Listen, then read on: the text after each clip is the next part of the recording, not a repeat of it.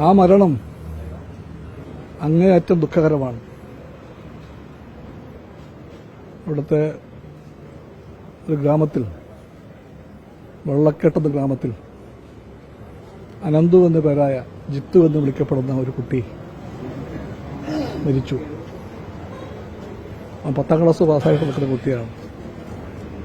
15 വയസ്സ് ഇപ്പോൾ കഴിഞ്ഞതേ ഉള്ളൂ.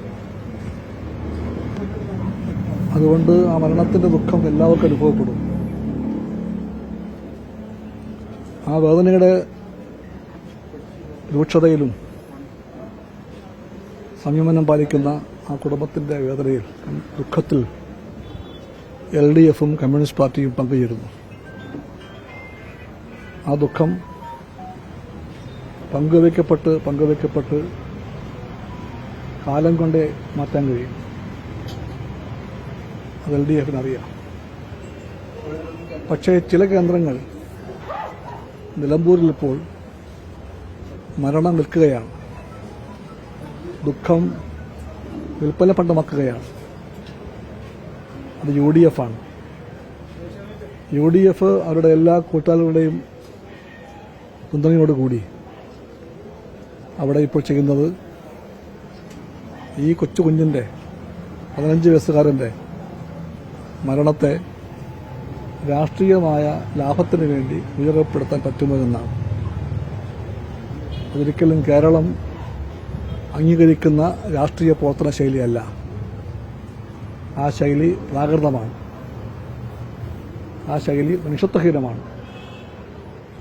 ആ ശൈലിയാണ് UDF ഇപ്പോൾ പഥ്യമായ മാർഗമായി സ്വീകരിക്കുന്നത്. കാരണം എല്ലാവർക്കും അറിയാം, അടിമുടി UDF പരാജയ ഭീതിയാൽ വിറയ്ക്കുകയാണ്.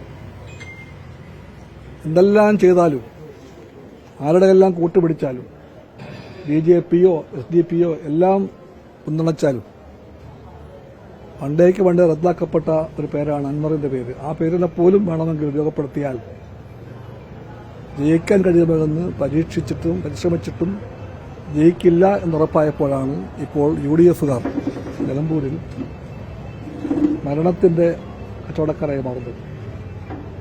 ഇതൊന്നും കൊണ്ട് UDFിനെ കാത്തിരിക്കുന്ന ദയനീയമായ പരാജയം ഒഴിവാക്കാൻ അവർക്കാകില്ല.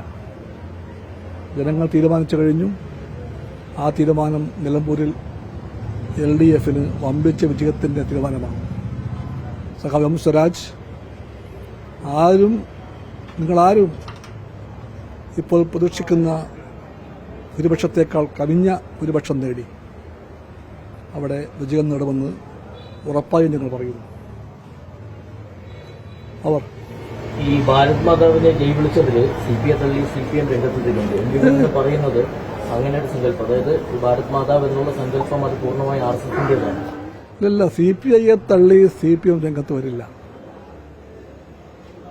അതേപ്പറ്റി ഈ ഘട്ടത്തിൽ CPMനോട് ഒരു ചർച്ചയ്ക്ക് ഇപ്പം CPI ഇല്ല, ഉറപ്പായിട്ടുമില്ല. ഈ ചർച്ചയ്ക്ക് ഇപ്പോൾ CPMനോട് ചർച്ചയ്ക്ക് CPI ഇല്ല. അതേപ്പറ്റിയുള്ള ചർച്ചകളുടെ സമയം ഇതാണെന്ന് CPI കാണുന്നുമില്ല. അതുകൊണ്ട് ഗോവിന്ദൻ മാഷ് തന്നെ പറഞ്ഞു കാണുമെന്ന് വിശ്വസിക്കാനേ ആകുന്നില്ല ഞങ്ങൾക്ക്. ആ താത്വിക ചർച്ചകളിലൊക്കെ നമുക്ക് ഇടപെടാം, സമയം വരട്ടെ. ഇപ്പൊ ആ സമയമല്ല. ഈ രാജ്ഭവനിലെ ഈ ഭാരത് മാതാവിന്റെ ഫോട്ടോ വിവാദത്തിൽ മുഖ്യമന്ത്രി ഇതുവരെ ഒരു ഔദ്യോഗിക പ്രതികരണം നടത്തില്ല. അതേസമയം CPI അടക്കം വലിയ LDFിലെ കക്ഷികൾ വലിയ പ്രതിഷേധം രാജ്യത്തിലൊക്കെ നടക്കുന്ന സാഹചര്യം. അതുപോലെ CPIയുടെ അഭിപ്രായം CPI പറഞ്ഞു കഴിഞ്ഞു. CPMന്റെ അഭിപ്രായം CPMന്റെ സെക്രട്ടറി പറഞ്ഞു കഴിഞ്ഞു. ജനറൽ സെക്രട്ടറി സഭ ബേബി പറഞ്ഞു കഴിഞ്ഞു.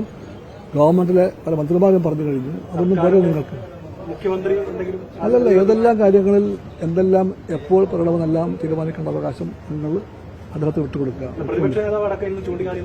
അല്ല, അത് അവരുടെ രാഷ്ട്രീയം, അവരുടെ രാഷ്ട്രീയം. ഈ ഗവൺമെന്റിലെ മന്ത്രിമാർ 3-4 പേർ പറഞ്ഞു കഴിഞ്ഞു. നിങ്ങളാരും കേട്ടില്ല അത്? ഈ വിഷയത്തിൽ CPI മന്ത്രിമാർ എല്ലാവരും പ്രതികരിച്ചു കഴിഞ്ഞു. CPMന്റെ ഞാൻ അറിയുന്നിടത്തോളം 3-4 പേർ പ്രതികരിച്ചു കഴിഞ്ഞു. എന്നിട്ടും നിങ്ങൾക്ക് അതൊന്നും പോരാന്ന് വാശിയുണ്ടെങ്കിൽ ആ വാശിയുടെ പുറകിൽ എന്തോ ഒരു രാഷ്ട്രീയമുണ്ട്. അത് വേണ്ട. അല്ലെ ഈ ഭാരത് മാതാ വിളിയില് ഞങ്ങൾ അങ്ങനെ വിളിക്കില്ല എന്ന് CPM പറയുമ്പോൾ ഈ ഫോട്ടോ വിവാദത്തിൽ മുഖ്യമന്ത്രി പ്രതികരിക്കാൻ ഞാൻ പറഞ്ഞു കഴിഞ്ഞല്ലോ അതേപ്പറ്റി സംവാദം വേണമെങ്കിൽ നമുക്കാകാം, ഇപ്പോഴല്ല. ഇപ്പോൾ ഞാൻ വീണ്ടും പറഞ്ഞു, ഇപ്പോൾ അതേപ്പറ്റി CPIയും CPMും തമ്മിലൊരു സംവാദത്തിന് പോകാൻ ഞങ്ങളില്ല. രാഷ്ട്രീയ ബോധം അതിന് CPI അനുവദിക്കുന്നില്ല. അതുകൊണ്ട് സമയം വരുമ്പോൾ അനിവാര്യമാണെങ്കിൽ ആ സംവാദമാകാം. ഈ CM പ്രതികരിച്ചില്ലെങ്കിലും കുഴപ്പമില്ല എന്നുള്ളതാണ് CPIയുടെ LDF നിലപാടൊക്കെ പലവട്ടം പറഞ്ഞു കഴിഞ്ഞു. CPMന്റെയും CPIയുടെയും അഭിപ്രായം പറഞ്ഞു കഴിഞ്ഞു. ഓരോ കക്ഷിയും പറഞ്ഞു കഴിഞ്ഞു. മന്ത്രിമാരും പറഞ്ഞു കഴിഞ്ഞു. അതെല്ലാം കൂടി ചേർന്ന് ഒരു അഭിപ്രായം മുഖ്യമന്ത്രി പറഞ്ഞില്ലെങ്കിൽ പോലും വ്യത്യസ്തമായ ഒരു അഭിപ്രായം അദ്ദേഹത്തിന് കാണില്ല എന്നുറപ്പാണ്. രാഷ്ട്രീയ തിരിച്ചറിവാണത്.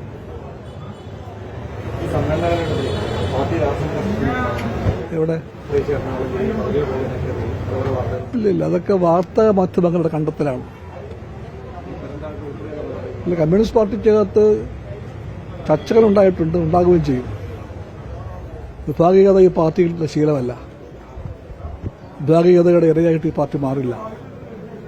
കമ്മ്യൂണിസ്റ്റ് പാർട്ടിയുടെ കമ്മ്യൂണിസ്റ്റ് മൂല്യങ്ങളെയും സംഘടനാ പ്രമാണങ്ങളെയും വെട്ടിപ്പിടിച്ചുകൊണ്ട് പാർട്ടി മുമ്പോട്ട് പോകും. മാധ്യമങ്ങൾക്ക് ഇത്തരം കഥ പ്രചരിപ്പിക്കുന്നവർക്കെല്ലാം അതുകൊണ്ട് അല്പം കഴിയുമ്പോൾ നിരാശയുണ്ടാകും.